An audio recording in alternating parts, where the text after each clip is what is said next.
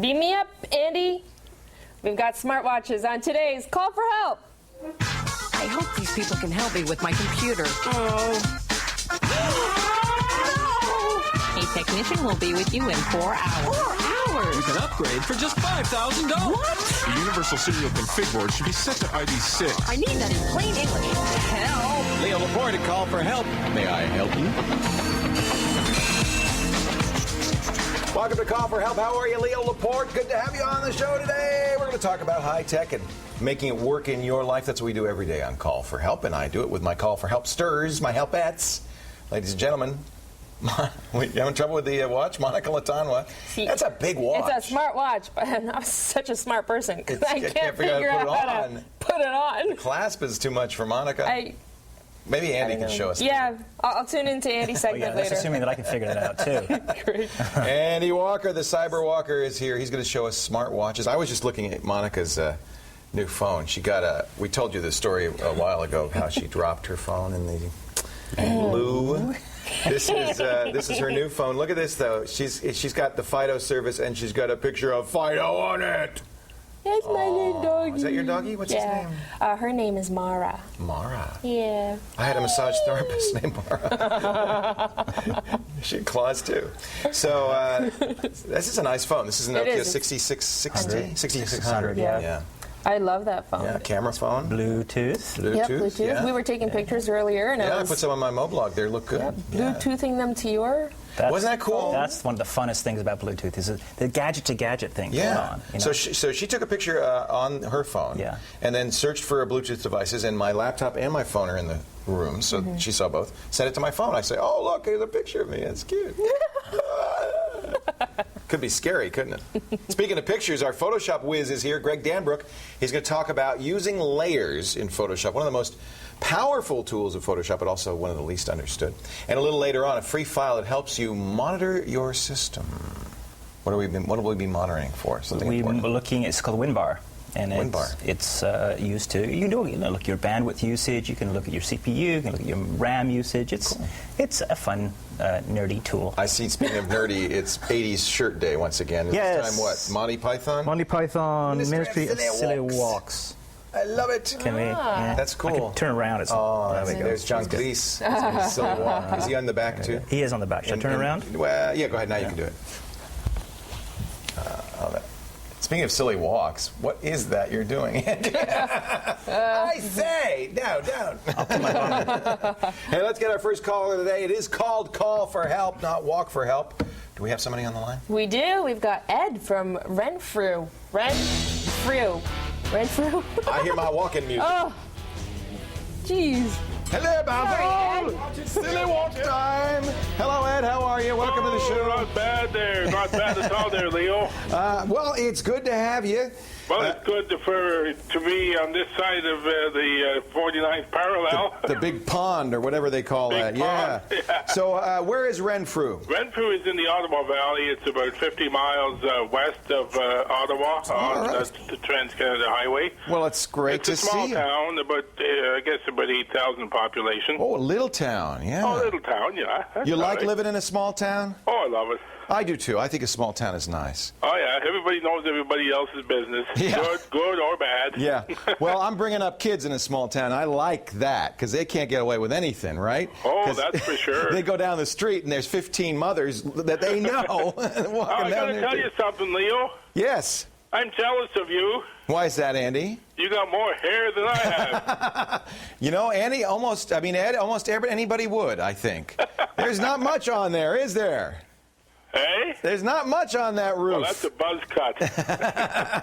Hey, what can I do for you today, Ed? Well, I'd like to know something about repairing Windows XP. Can you do it? And if you do it, do you have to unplug all your plug-and-play devices like printer or digital camera, etc.? That's an interesting question. And then, I guess, reload the drivers. Right. What happened?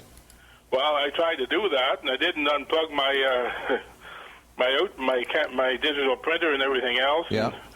And I did a repair, and then I couldn't use my printer again.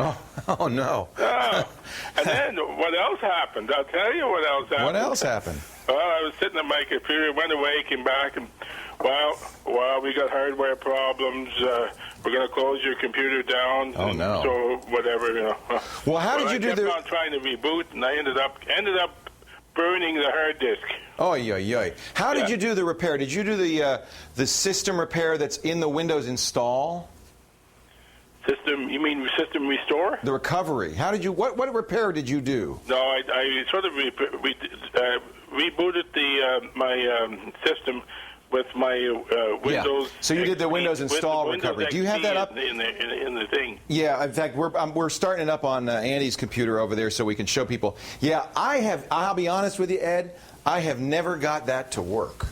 Every time I've used that, I wouldn't do it again either. No, this is kind of a last resort. If you've got problems with Windows, yes, you said the right thing. Do system restore first. That's one Andy's talked about in the past that you do within Windows XP. That's the first thing to do. Go back to an earlier time. Yeah. If that doesn't work, then that system file checker that we've showed you a couple of times, SFC/scan now, that scans for damaged Windows files. If that doesn't work and you can't get it to work right any other way, then if we show Andy's computer, we can show it. Then you can use this system recovery feature that's built into the Windows XP install disk.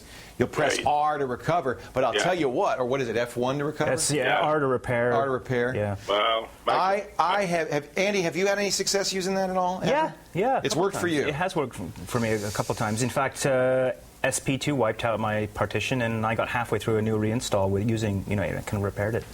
Because I have to be honest with you, I've had Ed's experience every time, which is that blue screen of death after doing it. So there you go, Ed. It will work sometimes. Now, your question was, should you unplug USB devices? Yes.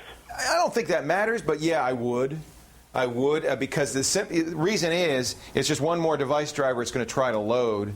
I would install, keep all that stuff unplugged, unplug everything you can. I don't think that's why you had the problem.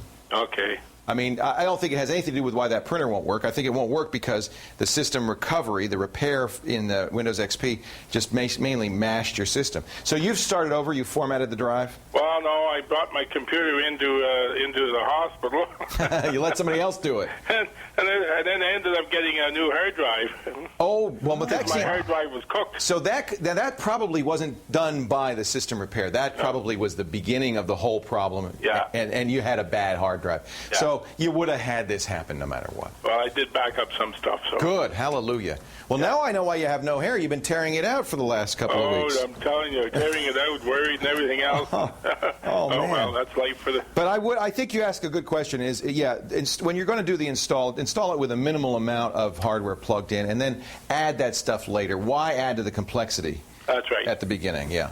But in this case, I don't think it would have made any difference. Well, I'm glad you're in Toronto. Glad you're calling people from Canada now. I am so glad. And I guess you'll be in the States eventually. Maybe you'll go around the world in 80 days. We're hoping to. This show was so successful in Australia and Singapore and all over the world, as well as Canada. Canada was always our biggest country after the United States. I really hope that we can get the show back into all of those countries. Not so much for me or Andy or Monica. You're on the cable channels, or digital channels. I'd like to see you on the basic channels. Well, you can tell your cable company that. I would like to, too. Well, they're probably hearing me now. They're probably listening. Thank you, Ed. I appreciate it. Okay. It's great to talk to you. Take care. Thank you. Bye-bye. I can't wait to get up to Renfrew sometime. I love you, too. Sounds like a nice area. Yeah. Yeah. Okay. I won't come up in February if you don't mind, though. Okay. I'll do it in the summertime. Take care, Ed. Okay, thanks. Bye-bye. Yeah, this show, I think, we're kind of on a mission, and so we want to get it as many places as we can, not for our own glory, but just because I think people really benefit from the show and like the show. So we're working on it. We are. I told you once I got a letter, was it from Kuwait, somewhere in the Middle East, where there was a call for help fan club, and they were all watching on the big screen. We want to get back in every one of those countries. Coming up, Andy has wireless headlines on his watch. Why would you want that? We'll find out. That's why it's such a big watch. When Call for Help continues, you stay right here.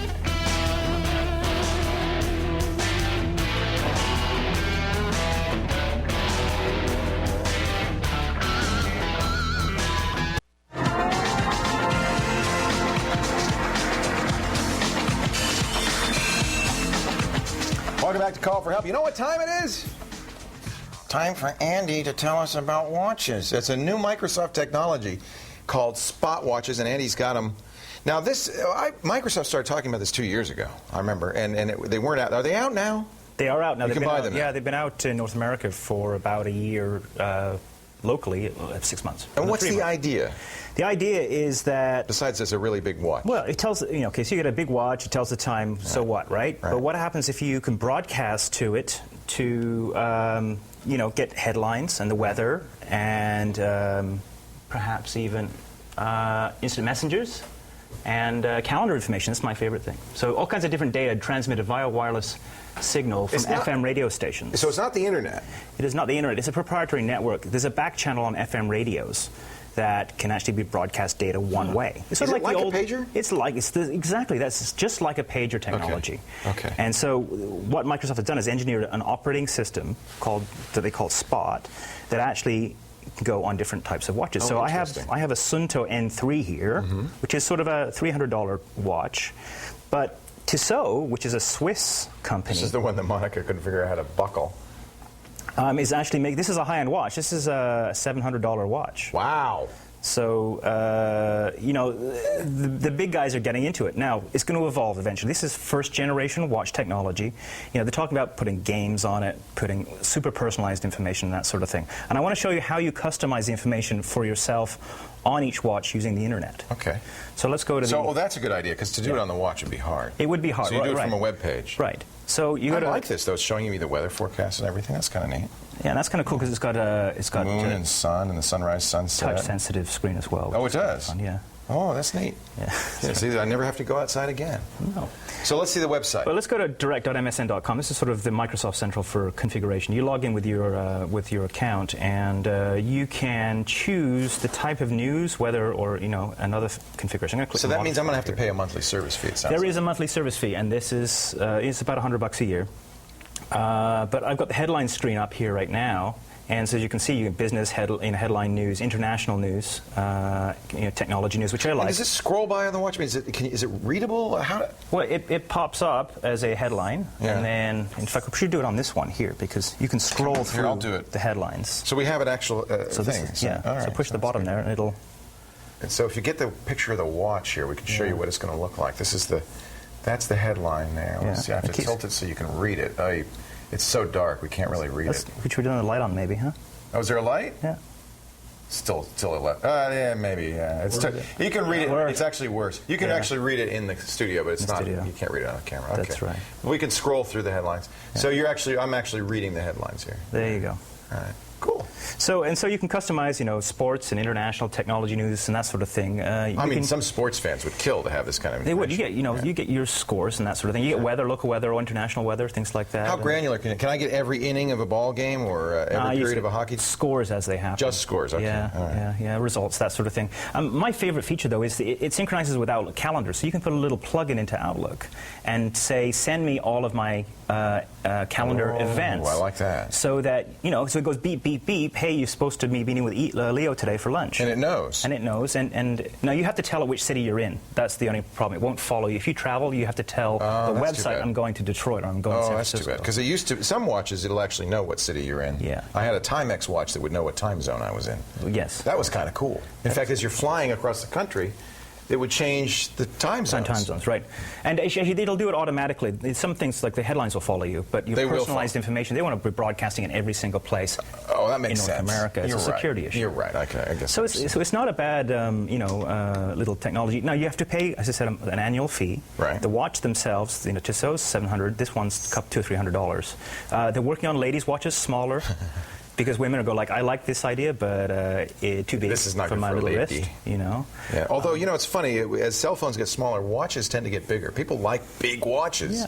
There's just something about a big watch. It shows that you, I don't know what. They did a study recently, and heavy, heavy device is more valuable. high quality. Yeah, people think that it has value. Yeah, there's more metal in it. More metal in it, right. And light seems cheesy. You're right. That's very interesting. It is interesting. Yeah. Huh. But eventually this technology is going to go into like disposable type of fridge magnets and alarm clocks and all kinds of things like that. I remember we interviewed the inventor of the Spot technology, and he said, look at the patent carefully. So I read the patent, and the thing that was, I think this is what he was pointing me to, the patent called for a two-way device. So ultimately, These will be two-way, Dick Tracy style wrist radios. You'll see cell phones eventually. Yeah. You'll see color. Yeah. You'll have cameras in them. It will be Very Dick Tracy. interesting. Yeah. So that's the Yeah. exciting thing about the future of this technology. This is just the beginning. Yes. Are there any in color, or are they all green like this? They are, no, they're whispering in my ear that there will be color eventually, but really? they're not saying when. Oh. So. Which ear are they whispering that in? The one that doesn't have the thing in it right now. For more on Spot watches, it's spot on the show notes, callforhelptv.com, and you can read all about it. And Andy has links to this is the Tissot and then the Sunto. The Sunto N3. Fossil makes them too. Fossil yes? makes them as well, okay. yes. That's yes. great. Callforhelptv.com. Now it's time for our quiz of the day. Let's test your tech knowledge here. What does the term BIOS stand for? You probably heard us say it many times, BIOS, but it's actually an acronym.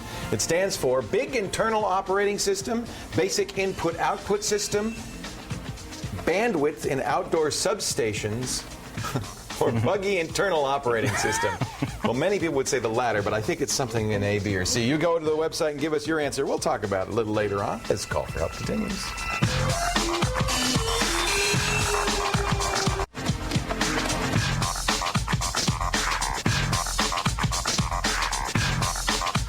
Welcome back to Call for Help. Leo Laporte here, and it's now time to get back to the phone calls. Monica Latanwa has a call for us. Monica? Yeah, I mean, next thing you know, they're going to have those phones on the watches going. Yeah. Hello, Leo? I don't think, Yeah? Uh-huh. Do you think you'd want that? Yeah, actually, yeah, that's I want true. one embedded in my head.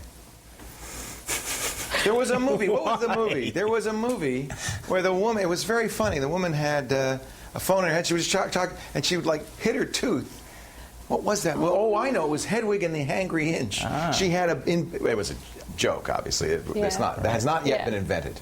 But I heard something about them where you dial using your fingertips. And Yeah, sure. something like that. And then you It's just gonna press your happen. finger next to your ear and... No, it'll all be voice. Read Age of the Spiritual Machines. Yeah, that's a wonderful It's a Ray great Kurzweil's Ray book. Kurzweil. Yeah. Fantastic. Although he's kind of a nutcase. I mean, he says they're going to be smarter than us in 10 years, and they're going to throw us out. Yeah, upload yourself into the machine. He says, yeah, you'll be able to upload your brain in the machine and live forever. But his Age of Thinking Machines, which he He's wrote an amazing guy. 20 years ago, came true. Look, and there's a lot of things he's invented. I mean, if anybody would know it. I know. He and I have gone back and forth over this. I'm a little skeptical, but we shall see. He'll be right in 10 years, and I'll be. You'll find me in a jar on the desk. So who's our next caller of the day? We've got Peter from Etobicoke, Ontario. There's some people saying that's not such a bad idea. Hello, Peter. How are you? Hi, Leo. How's it going? It's going very well. Welcome to the show. Welcome. Glad to see you up here, and Thank it's a great show and a great set, too. Oh, you like the set? Oh, it's fantastic. Our new locale? Mm-hmm. Yeah, I'm kind of liking it. Look, we got a helicopter on top of the condo there. They're putting up condos in Toronto all the time. Yeah, they grow like weeds around here. They're growing like weeds, I'll tell you. So what can I do for you today? Well, Leo, I have a problem. My friend and I were doing some changing on our equipment, and he had gotten the latest ATI. It was an i600 XT. Mm-hmm. And he wanted to take some of his old VHSs, like I have, and convert them to on the computer, then put them to DVD. Right. The problem was, on his old card, it worked perfectly. It had a 7,000 something. On the new card, an ATI didn't specify anything about it in the box. Oh, really? It prevents you from doing that. Yeah, so it's supposed to prevent you from doing that. There's something called macrovision, which is built into these VHS. It's copy protection.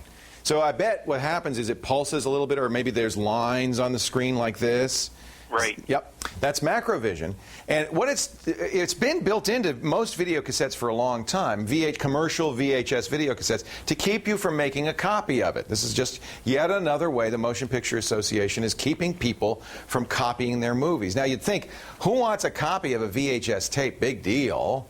But they're saying, no, look, we're the copyright owners. We don't want people to be able to take the VHS tapes and put them on their hard drive or put them on DVDs.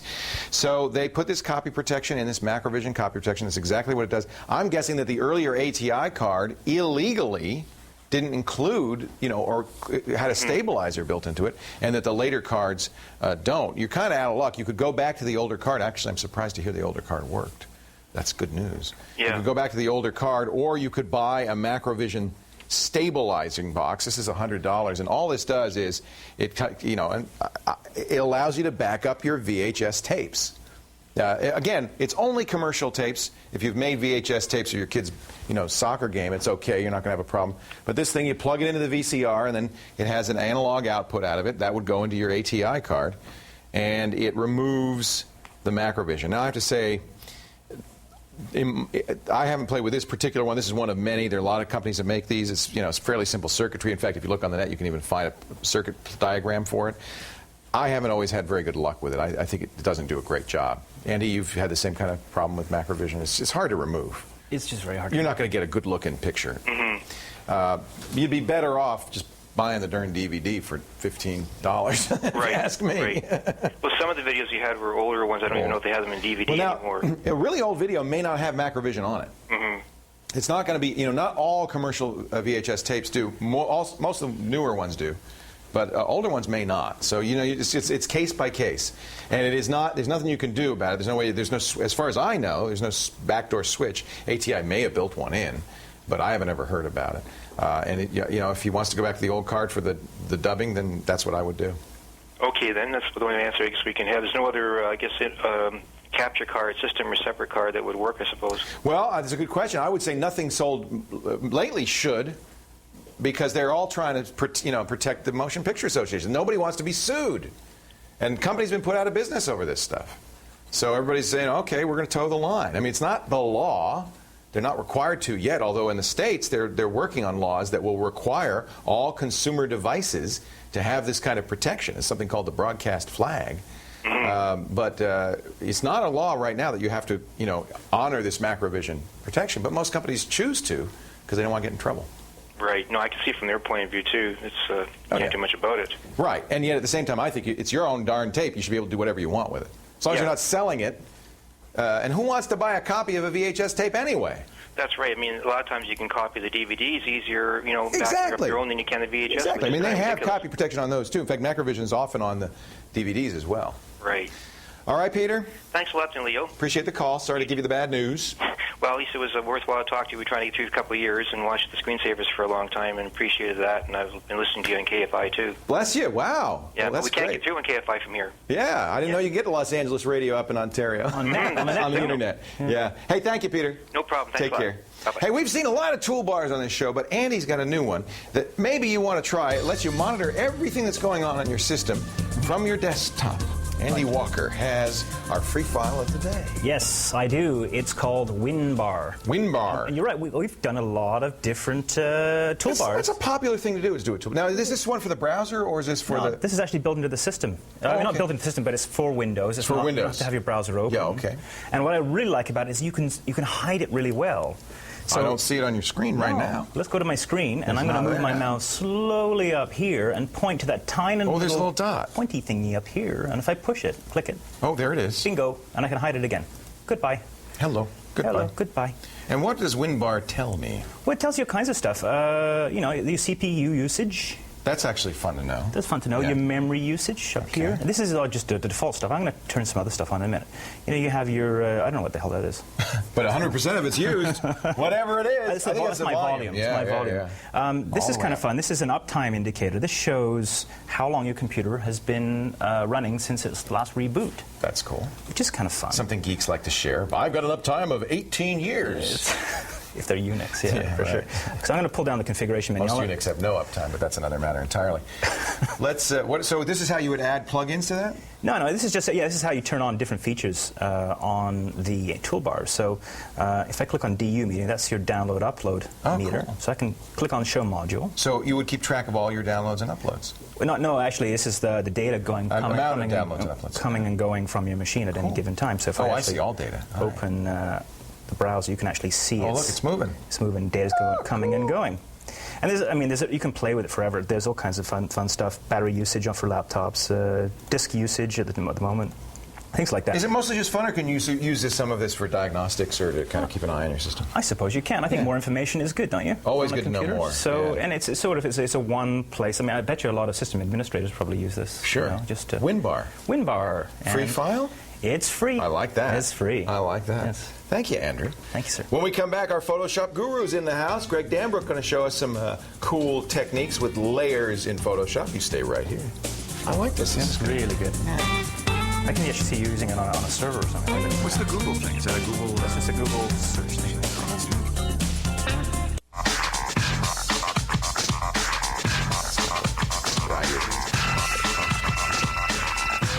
Welcome back to Call for Help. Layers are one of the most powerful features of Photoshop and also one of the least understood by beginners. But if you want to be a Photoshop pro, you really have to use layers. Here to tell us more about it, our Photoshop wizard, Greg Danbrook. Good to have you back, Greg. Thank you. Glad to be here. So we're going to talk about layers. Yes, we are. A lot of people are a little confused as to how layers work, what they are. Raise my hand. I'm very confused. But I see everybody who's a Photoshop wizard uses them like crazy. Yeah, it's a great way to keep selections going, to drop elements in. You can stack them, layer them any way you want. They're great ways to use things. It's one of the things that really makes Photoshop different than, say, Paint or any other program. You got to have layers if you're going to do some of these high-end things. Yep. So I'm going to explain what a layer is, how it works. Okay. So what we got here is a picture that I took in Cleveland. We got two seagulls on tops of pillars, but it's a little bit boring. So I thought, what could we add on a layer that would make it more interesting? And I think that covers it. Nemo! Yes. And we're wondering where he went, so there he is. Yeah, we found him. Now, the way how do we do that? The layers work. We've got this is to show you. This is a sky shot, and to make it a little more interesting, we throw in some balloons. Yeah. So you they're on a separate layer, though. So it's you on can a move separate them. layer, so we can put it over top. We can move it around. Okay. Now. So by clicking that eye on and off, you're just turning the layer on. Making it invisible or making it visible. Okay. Yeah. Now we can add here some legs floating, but what does it need now? A torso. So we've taken 4 layers here. We've got a background layer, which is the sky, and the balloons, a torso, and some legs. So we could show that in the real world, I guess. Yeah, a good way to think of a layer is an invisible photograph. Like, this is kind of a layer in Photoshop. Right. So we've got the same thing here, each of these invisible layers, so you added... We got the legs. You added the balloons, and you added the torso. So each of those is on a separate layer. Yeah. And any editing I do on this layer only affects the torso. Yeah, any editing do a layer only affects the layer. Same thing here. This is only going to affect the the balloons, I guess, and then this is only going to affect the legs. Yeah. So that's a way of kind of organizing your editing. Yep, and you can move the layers around. Like you can see right here, we can grab this one and move it right out of place. Every layer is editable. So that's that for those. Now another thing, there's a different type of layers called adjustment layers, and what they let you do is adjust the pixels below without actually adjusting the pixels. Wait a minute, let me understand this. Adjust the pictures below the layer? The pixels below without adjusting them. Without changing them? It's like putting a colored filter over top or a filter that affects It's a filter. So the layer, instead of having an image on it, is a filter for what's below it. It's like a filter. It's called an adjustment layer. Okay. So what I've done up here, I've got 3 balloons that I've isolated on an adjustment layer. So when I turn this layer on, you can see the balloons that have changed color. So the adjustment in this case was a color change. A color shift. This is great if you want to change the color of cars, shirts, whatever. And because it's an adjustment layer, I can change it at any time. You can see here. You actually do it live. Yeah. I watch the full picture as he's doing that, because it's actually changing. You can see those colors of the balloons changing up there. I'll zoom in so you can get a better look. I got 3 balloons isolated, and you can see as I go. That's really cool. So you can do anything you need to those. And once you've got that adjustment, you can darken them, lighten them, anything you need to do. So how do we put Nemo in our seagull picture? Okay. I guess the question is, how do you get something on a layer? To get something onto a layer, you need to create a layer. Yeah. And then you need an element to import. So say you wanted to throw Nemo in there. Right. We'll call this up. We've got Nemo in this image over here. He's this thing called background copy 2. That's Nemo. Where is he? I don't see him. He's just a little tiny. Okay, let's turn him on. There he is. Okay. He was invisible. He was invisible because you didn't have the little eyeball check. So let's go back to the main image and we'll see. Okay, we'll drag him into the balloon image. So you just moved Nemo around. I just dragged him over, and now we've got Nemo flying around in the sky with... I love it. He's a big fish, so we'll put him under the balloons. So you can see he's actually in the background. Now that's interesting. So where the position of the layer is on that layer palette is what level it is on our stack of layers. So we can see that right now Nemo's below the balloons, so he's hiding behind. But if we drag him above the balloons, suddenly he's in front. Wow, but he's still behind the hand. Oh, interesting. All right, got it.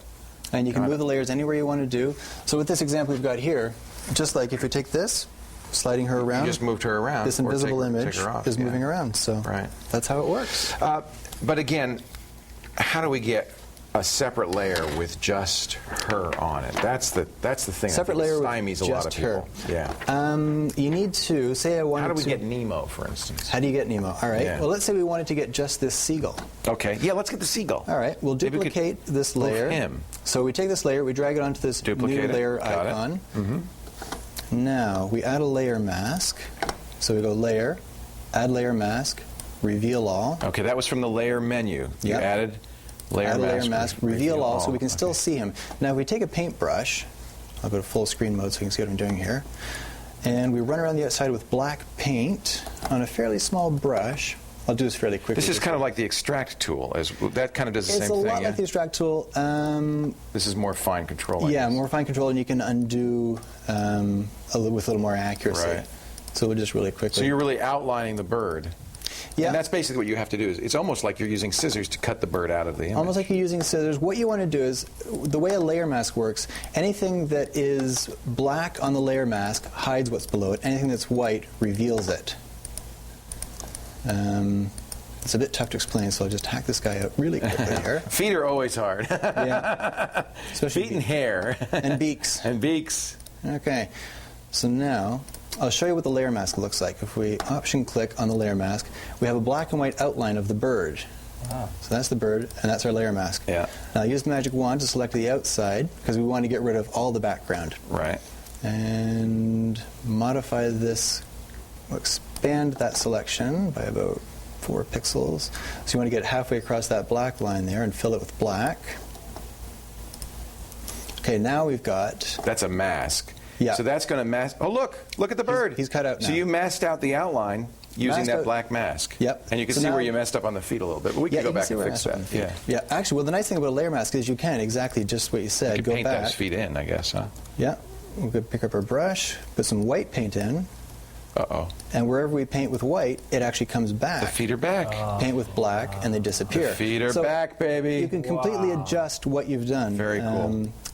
Now we remove the layer mask, and we apply the changes, and it's gotten rid of all that background behind. So now, when we go back, We've got a little birdie. We have the birdie, and we drag him into our flying layer, and we have a bird that's flying without flapping. I love it. Photoshop Magic with Greg Denbrook.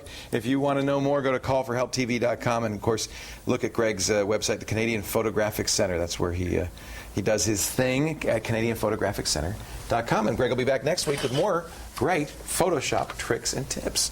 That's wonderful. More phone calls to come, more fun too on Call for Help. You stay right here.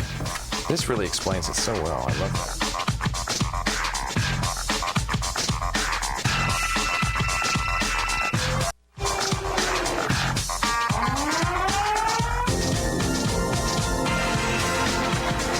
Welcome back to Call for Help. Leo Laporte here. Let's see what we have on the phone here. Who we have on the phone? Monica, you got anybody over there for me? I do. I've got Bob Winters from California. Bob from Winters, California. No. Oh, Bob from Winters, California. I think that's what it is. Bob, can you settle I this? asleep during the commercial. Is it Bob from Winters, or your name is Bob Winters? Bob. No, it's from Bob Winters. from Winters. From Winters, all right. Jeez, Bob. How you doing, Bob? Welcome to the show. Oh, thank you. I know that because I know where Winters is. That's all. Yeah. Well, Great. Up in Northern California, yes? Right. Yeah. It's not winter in Winters yet. No. It never is, probably. No, it's going to be 100 degrees today. Yeah, that's what I thought. Oh, how nice. It gets very hot this time of year. In centigrade, that's what, So Andy? 20, divide it in half. 30? And minus 30. Minus 35. I don't know. 35 degrees. 35. Whoa! Whoa! Math on the fly. Doesn't it sound cooler, though, Bob, when you say 35 than 100? It sure does. What can I do for you today? Well, I don't have DVD on my computer, Okay. and I need to back up large files or even groups of files like my document. Right. And all I have is a CDRW. Right. And I'm wondering what your recommendation is on software, or maybe I need to buy some new equipment. No, I don't think you need to buy new equipment. There are a couple of things you can do. One is you could get a backup program that, of course, would handle that for you. I recommend Retrospect. It's my favorite program. It's for Mac and Windows, and it will do exactly what you want to do, which is basically spread it across multiple CDs. Right. I tell you, I don't normally recommend backups. This might be backup software. This might be one good reason, because what you create with a backup program is something that only the backup program can read. So it's less useful because you have to have the backup program installed before you can restore it. Right. If that makes any sense at all. I recommend, by the way, Backup Express. You don't need to buy the full Retrospect backup. Just Retrospect Express does everything you probably need to do. And Andy, you have a thought for him? Yeah, I don't like Retrospect personally. Oh, you don't? No, I just find it way too complicated for the average user. Well, that's the thing. I don't recommend any backup program because who needs it? All you really need to do is drag your stuff on a CD. Now, if you're using Nero, I know, and you say, I want to burn something that doesn't fit on a CD, it will split it across CDs. Do you know other programs that will do that? What I really like is xDrive.com, which is it's a website, and they actually give you an application that you can choose what you want to back up, and you push it all to the web. And that's a good idea. Now, of course, you have to have high-speed internet access. Do you have that, Bob? Yes, I do. All right. This, it's not free, by the way, although there's a free trial. It's about $10 a month for 5 gigabytes, and that's kind of neat because, in fact, I recommend that because you're getting it off-site. You're getting it somewhere besides your house. And if something really bad happened, if there were, you have forest fires in winters, if a forest fire burnt your whole house down, your backups would go with it. Whereas if it's on xDrive, it's backed up there for good. But also, most burning programs will do something. This is called spanning, which is taking something and spreading it over a number of CDs. And I know Nero does it. I believe Easy CD Creator from Roxio should do it. Which, do you have either of those, Bob? Yes, I've got Roxio. Yeah, Roxio should do it. If it doesn't, go to Nero.com. You can download a trial version of Nero. The other thing is maybe not back up as much as you think you should. For instance, I don't recommend backing up Windows. I don't recommend backing up applications. If you have a copy of Windows and a copy of applications, why back them up? I think really all you should back up is, for most people, is the Documents folder. If you want to really be assiduous about backup, you might want to back up the entire Documents and Settings folder. Within that will be all the files for every user on your computer, plus all your settings, plus your internet favorites, your cookies, all the things that you might want to save. Almost all of them in XP are stored in this one Documents and Settings folder. And I bet you that's less than 650 megabytes for most people. If it's not, then just divide it up into the individual users and back up their thing. Don't forget to back up your email. Email is another big one, and that probably is a whole separate CD because email files tend to be quite big. Do you use Outlook? Yes, I do. Yeah. So Outlook.pst is the file you want, and all you have to do to back it up is to find it, which it varies depending on which version of Outlook and which version of Windows you're using. But if you do a search for Outlook.pst, take the biggest one. That's usually the one. That's the one that's probably yours. And I would back that up separately probably. So really, I mean, you could just do these individually. What I do recommend, and I do this myself, is backing up my documents, just the My Documents folder every week, and then maybe once a month backing up all your email. It depends on how much you rely on that email. Yeah. Now I had a recommendation to buy an external hard drive. That's another way to do it. And that's the fastest way to do it. You plug it in. Do you have FireWire or USB 2? I got USB 2. Okay. Then that's pretty fast. You plug in. You don't have to get a super fast hard drive for that. You can get an inexpensive 250 gigabyte hard drive. Maybe spend a few $100s for that. Plug that in and back up to that. But again, that's on site. Unlike the X drive, you got to make sure that you take it somewhere, you put it somewhere, so that if the worst happens and the house falls down, you've got to back up somewhere else as well. Right. Okay. All right. I really appreciate it. Hey, I really appreciate your calling the show. Okay. Thanks, Bob. All right. Take care. Bye. Coming up, we're going to answer our quiz question of the day. Have you answered it for yourself yet? We'll give you one more chance. What does the term BIOS stand for? BIOS. Is it Big Internal Operating System, Basic Input-Output System, Bandwidth and Outdoor Substation, or Buggy Internal Operating System? Get to the website. Give us the answer. We'll talk about it right after these important messages.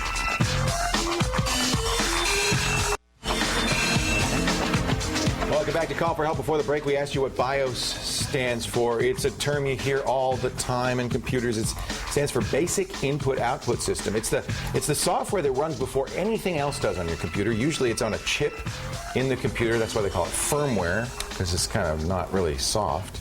And when your computer first is turned on, that's the first program that runs. It says, "You're a computer. Wake up. That's a hard drive. See that? Load what's on there." And that's when the operating system starts loading. Hope you got that right. Congratulations if you did. You're a smart person. Now it's time for Monica and her latest pick. Our Monica, monster who's having pick. one of those off days today. Bob Winter. Bob Winters. No. You know, because I am from that area, I knew that was Winters, California, not Bob Winters. Oh, lucky That's all. us. Don't worry about it. So why do you have a CD there? Okay, so let's say you bought a CD. Yeah. And you want to, and you've got an MP3 player, and you want to listen to your music onto your MP3. Oh, what do you do? I have to somehow get it into my MP3 player. So you're going to have to convert it from an audio file onto an MP3 file. We rip it. Yeah, exactly. So I've chosen 3 programs, which are free, because I love free stuff. 3 rippers. Yeah. First one is the Audio Exact Copy. Isn't that where the Pittsburgh Pirates play? 3 Rippers Stadium? Oh, they tore it down. Okay. So what's the first one? Exact Audio Copy. Oh, yes. So let me. Now this is a different kind of ripper because it doesn't turn it into an MP3, does it? Yes, it does. Oh, it does? Yeah, it does. Oh, okay. Let me show I thought when you. it said exact, it meant it was exact. Actually, this is used, a lot of people use this, I use this for CDs that are a little scratched. This is Oh, a it's great for really that, great yeah. one for recovering CDs that you just can't get anybody else to make copies of. Yeah. Exact Audio Copy. Oh, sorry. Should have been. And the second one is DB Power Amp. Also a great program. Yep. And the third one is iTunes. Also free. Yeah, which you're very familiar So with. there is Exact Audio Copy. Exactly. So let's say I want track 1. You can normally, of course, you'd pick the whole CD, but so we don't have a whole lot of time. So track 1, and you can choose which file version you want to convert it to. So WAV or MP3. That's cool. So I want to convert it to an MP3, and of course, which folder you want to. You save it, and there you go. And it converts it, and it normalizes the audio level, as well. so it Yeah, gets the right level. Mm-hmm. This is really good if you've got scratches, difficult to read CDs because it does it tries harder than any other ripper I know. Yeah. DB Power Amp. Why do you like that one? Okay, so that's how you do it. All right. So let me just cancel this. Cancel. Close. Where are we here? Okay, so DB Power Amp, same thing. Very easy. It'll open up your CD drive. You can pick which one you want. Again. Oh, that's So boy. This track really 1. looks simple, huh? Yep. Open, and So you the double clicked it program and will said, open "What do you want to do?" up. Yep, and you can. What do you want to convert it to? WAV, Right. MP3, and convert. There Very you go. simple. And of course, which folder you want to. And iTunes is Convert great it. because it gives you Save the it choice into- not only of WAV and MP3, but also AAC, which is the successor to MP3. Yep, exactly. Yeah. So let's. iTunes might be a little more than everybody. It's such a large program. Do It you is. like There's iTunes? a Do you play whole with it? lot Do you use to it? iTunes, Yeah. but yeah, just in this case today, I'm just going to show you. I like how to- iTunes a lot. Yeah. You know what? I downloaded it for this, but. Are you stuck Yeah, with it now? yeah, you I'm can't stuck with it now. stop.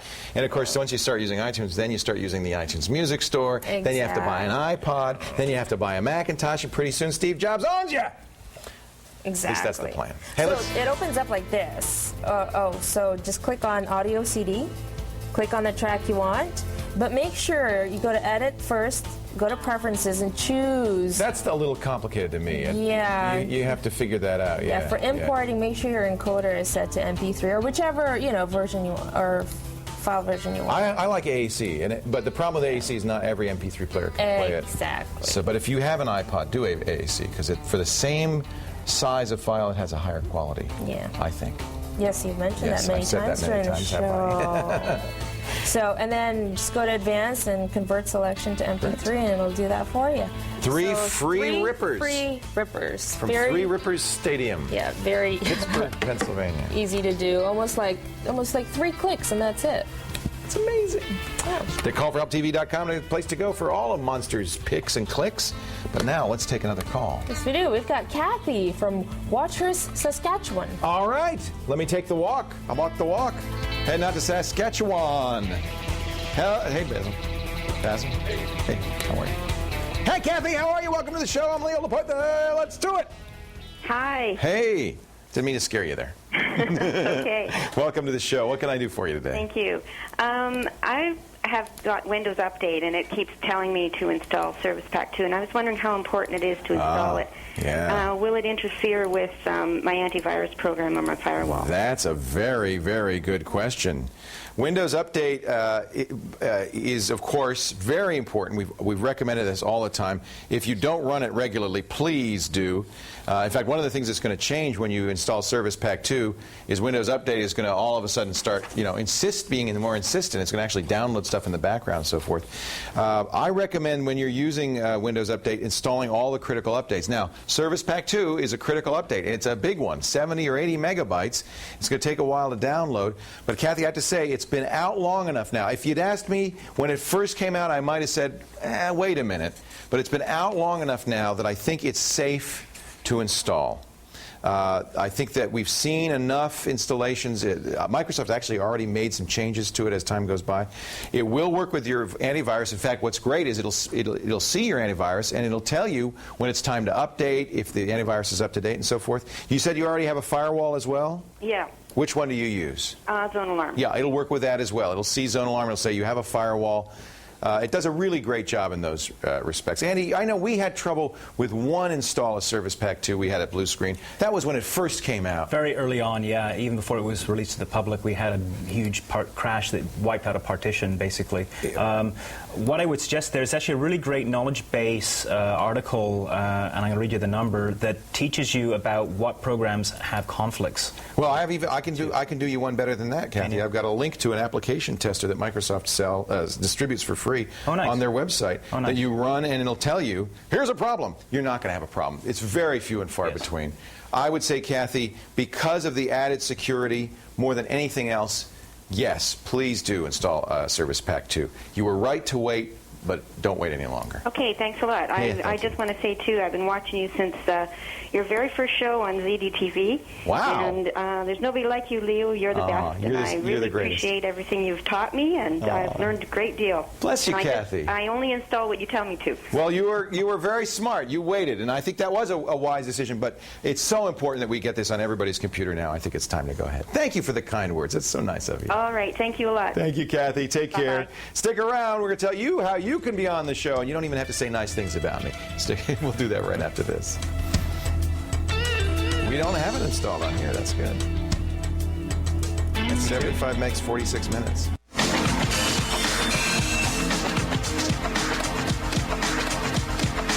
Yeah, it's nice to have it. Welcome back to Call for Help. Leo Laporte, Monica, Andy.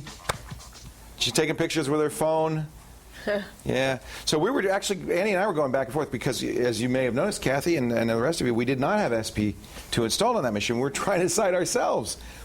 Should we install it? When should we install it? In our case, it's not so much for security. It's merely because we want to make sure we have a machine with and without, so we can show you both. That's right. But I think the time has come. The time has come. Let's it's do it. important. Please Everybody should install Service Pack. It'll help everybody. Much needed. And then you don't have to call for help as much. But please do call for help. If you want to join us on the show, go to the website callforhelptv.com and fill out that form. We'd love to get you on the show. Remember, if you've got a problem with your personal confuser, don't whine, don't moan, don't yell.